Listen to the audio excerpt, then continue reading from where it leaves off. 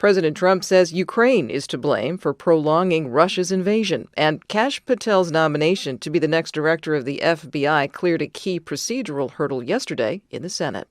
Good morning, I'm Corva Coleman from NPR News, and here are today's top stories. Top U.S. and Russian diplomats have held their most direct conversations in years yesterday in Saudi Arabia, focusing on the war in Ukraine. President Trump is blaming Ukraine for prolonging the war and for failing to surrender territory to Russia. Trump is suggesting Ukrainian officials don't deserve to be present at any talks regarding peace in their country. And I think I have the power to end this war. And I think it's going very well. But today I heard, we weren't invited. Well, you've been there for 3 years. You should have ended it 3 years. You should have never started it. You could have made a deal. I could have made a deal for Ukraine. To be clear, Ukraine did not start the war. 3 years ago, Russia launched a surprise, full-scale invasion of Ukraine and has been bombing it ever since. The Senate is moving closer to a final confirmation vote on Kash Patel to be the FBI director. NPR's Giles Snyder tells us about the vote late yesterday that advanced Patel's nomination. Kash Patel's nomination to lead the FBI cleared a key procedural hurdle on a 48-45 party line vote, keeping him on track to head the nation's most prominent law enforcement agency. Patel is one of President Trump's most controversial nominees. He is a Trump loyalist who worked as an intelligence and Defense Department official during Trump's first term.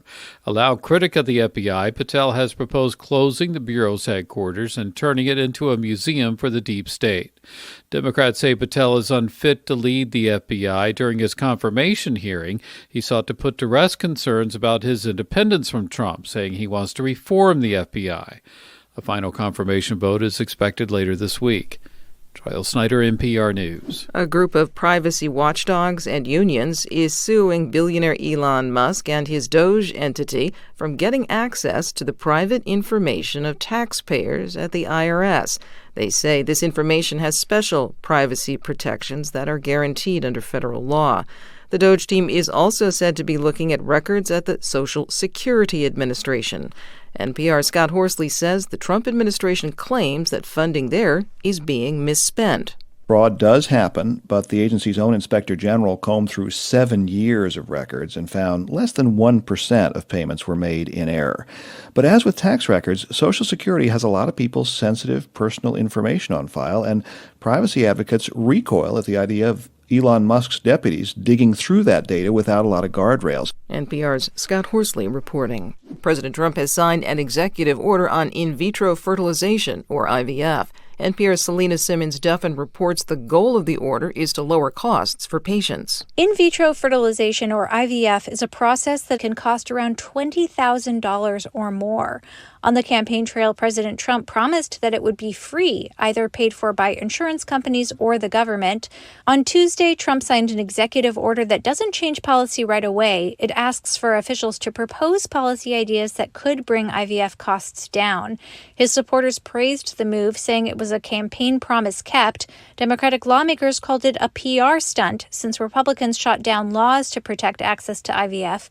Some anti-abortion rights commentators also criticized the move, calling IVF immoral. Selena Simmons-Duffin, NPR News. The measles outbreak in West Texas continues, with confirmed cases more than doubling over the past week. From member station KTTZ in Lubbock, Texas, Samantha Larned reports there are nearly 60 measles cases spread across 5 Texas counties. The measles outbreak was originally identified in rural Gaines County along Texas border with New Mexico.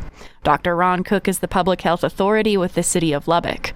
With cases on the rise, including at least 4 among vaccinated individuals, he says the focus is on containing the outbreak. Right now it's based on exposure and or not knowing that you've had measles or ever been vaccinated. If this thing were to really get carried away, then we would offer booster doses for many different people. Cook says that the state of Texas has vaccine reserves on hand if the measles outbreak continues spreading.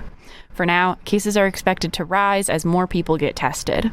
For NPR News, I'm Samantha Larned in Lubbock. You're listening to NPR News from Washington.